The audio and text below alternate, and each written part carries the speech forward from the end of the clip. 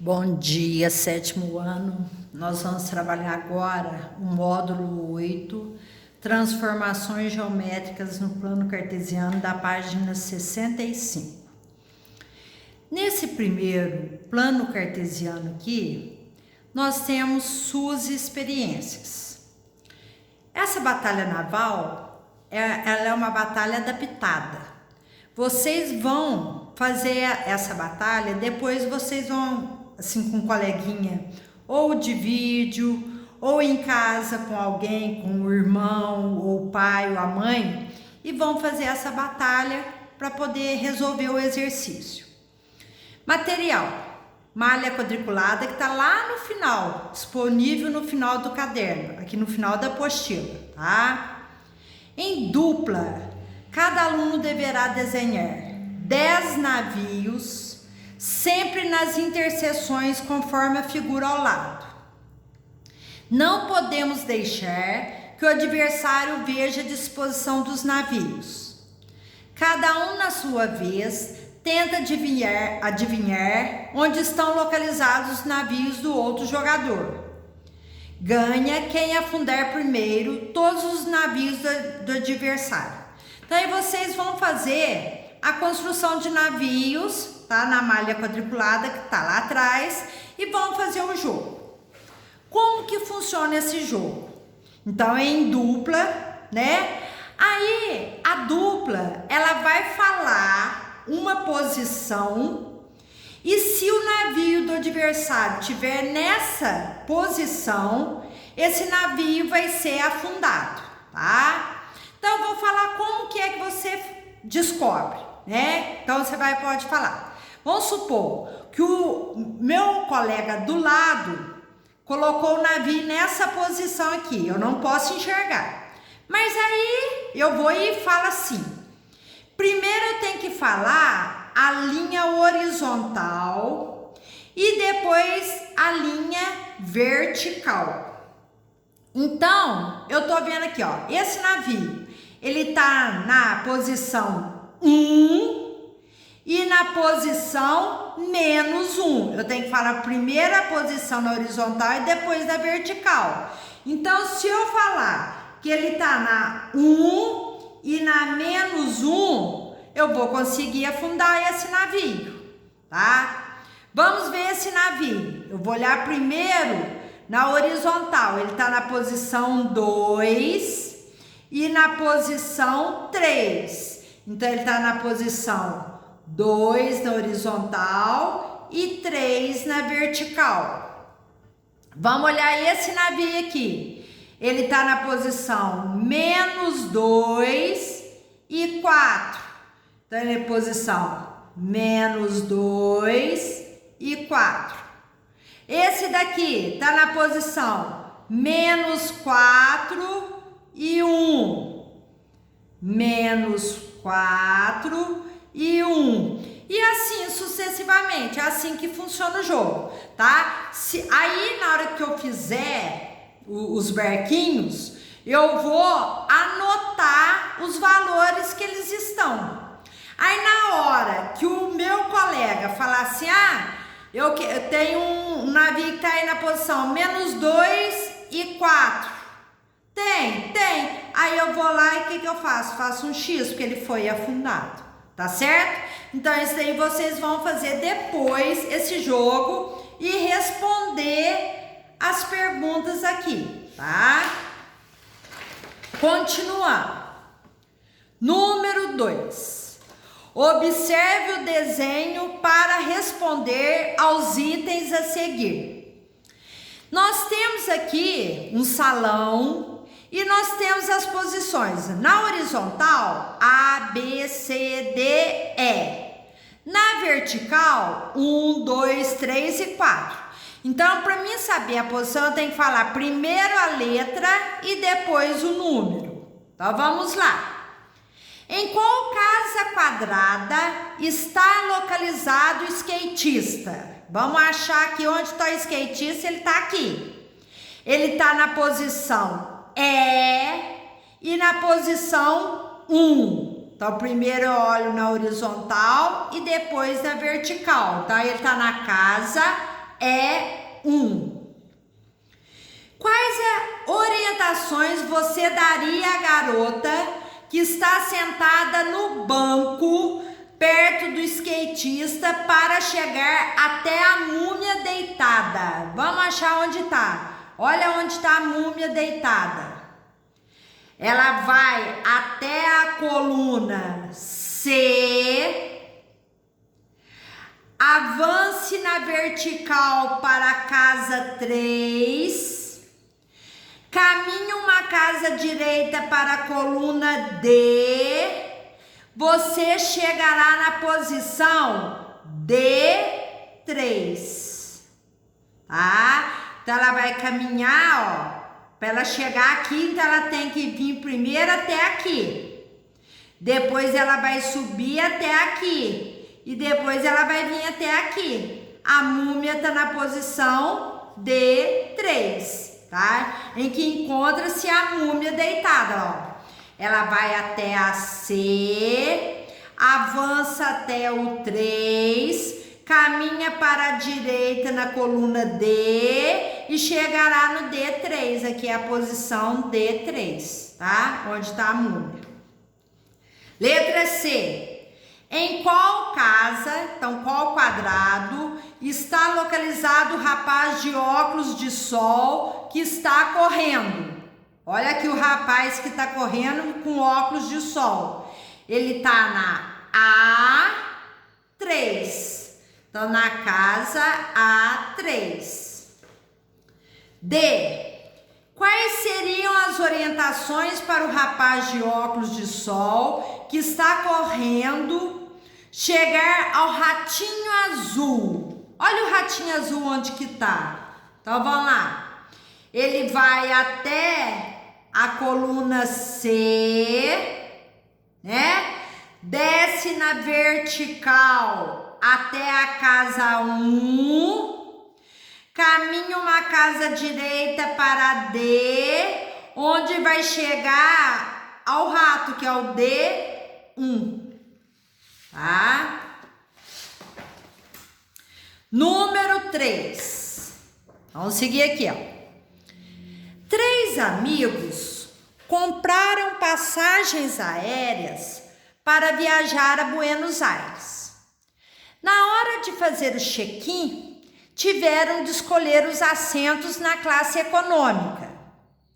A companhia aérea mostrou as localizações das poltronas disponíveis. Não seria possível os 3 amigos sentarem juntos, já que 2 deles queriam ficar na janela. Letra A. Quais assentos eles poderiam escolher para ficar mais próximos? Então, aqui está mostrando a posição dos assentos no avião. Então, para eles ficarem próximos, eles podem vir, ó, a Q21, a J21 e a Q22, ó. Os 3 poderiam ficar próximos. Ou poderiam ser na Q27, na J27 e na K28. Se não houvesse as indicações, como eles escolheriam os assentos? Se não tivesse essas indicações, então eles podem optar aqui, aqui, tá vendo? Essas posições aqui são onde eles têm lugares para sentar, tá? 4. O tabuleiro de um jogo de xadrez é composto por 64 casas, distribuídos em 8 linhas e 8 colunas. Cada uma das peças do jogo movimenta-se nesse tabuleiro de acordo com algumas regras. O cavalo, por exemplo, realiza um movimento que lembra a letra L. Ele pode só andar assim, ó, tá? Ao longo de 4 casas, incluindo-se aí a casa inicial em que se encontra. Observe no tabuleiro abaixo as casas para as quais o cavalo poderia movimentar-se a partir da posição que ele ocupa. Então, o cavalo está aqui, ó, tá? No tabuleiro ao lado, qual posição é ocupada pelo cavalo? Ele está na posição E, que eu vou olhar primeiro aqui, e na posição 4. Tá? A posição ocupada pelo cavalo é a E4, ó. E aqui 4. É a posição que está o cavalo. Dessa posição, para as quais outras o cavalo poderá se movimentar? Ele poderá movimentar-se para a C3, para a C5, para a D2, é assim, ó, tá? Para a D6 em L, para F2, para F6, para G3 e para G5. É a posição que ele pode andar. Se o cavalo estiver em A2, estiver aqui, ó, o cavalo dele aqui, ó, A2. Para as quais posições ele poderá se movimentar? Para a B4, para a C1 e para a C3, tá?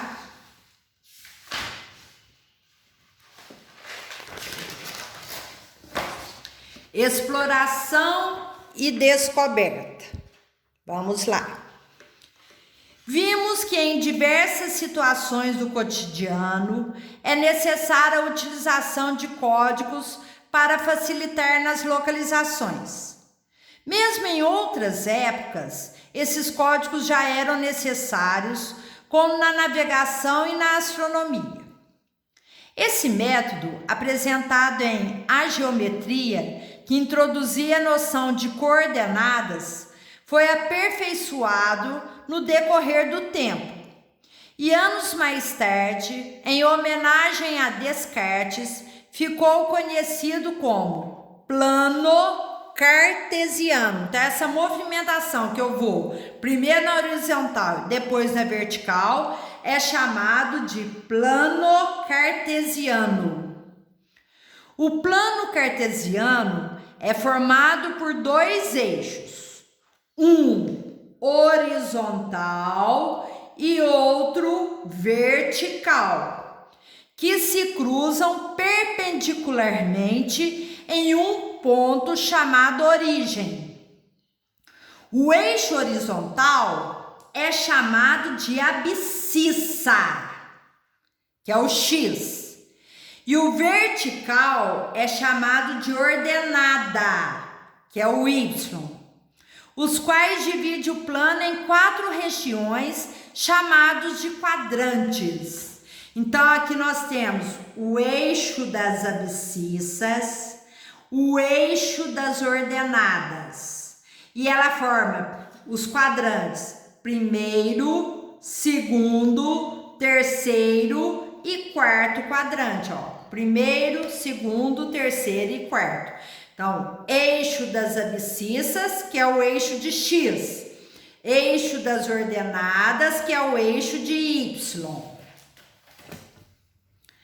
As coordenadas cartesianas são representadas pelos pares ordenados. Primeiro X, depois Y. Em razão dessa ordem, devemos localizar o ponto observando primeiramente o eixo X e posteriormente o eixo Y. Observe o plano cartesiano abaixo. Tá aqui, ó. Primeiro eu olhei o X. Quanto que ele vale? Menos 5. Primeiro é o X. Depois eu olhei o Y, quanto que ele vale? 3. Então, primeiro eu olho no eixo das abscissas e depois no eixo das coordenadas, tá? Marcando o ponto A vale menos 5 e 3, primeiro localiza-se a abscissa menos 5 no X. Segundo, localiza-se a ordenada 3 no eixo Y. Terceiro, traçam as retas perpendiculares, por isso que precisa da régua, onde eu vou traçar onde está o X e onde vou traçar o Y e marcar o ponto de encontro. Pontilhadas nos eixos. O encontro dela será o local do ponto. Você sabia que o sistema de coordenadas cartesianas, mais conhecido como plano cartesiano, foi criado por René Descartes com o objetivo de localizar pontos. Em 1637, ele publicou o tratado Discurso sobre o Método, que irá acompanhado de 3 apêndices.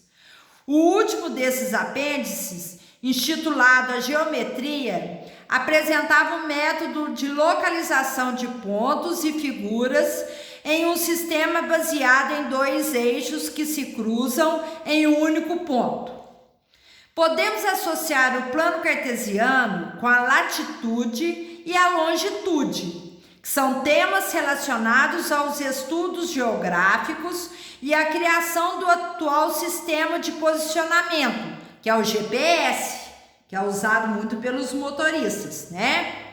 O sistema de posicionamento global permite que saibamos nossa localização exata na Terra, desde que tenhamos em mãos um receptor de sinais, o GPS, informando a latitude, a longitude e a altitude com auxílio de satélites em órbita da Terra. Um exemplo de utilização do GPS são os aviões que, para não se colidirem, bater lá no alto, né, são monitorados e informados em qual rota devem seguir viagem.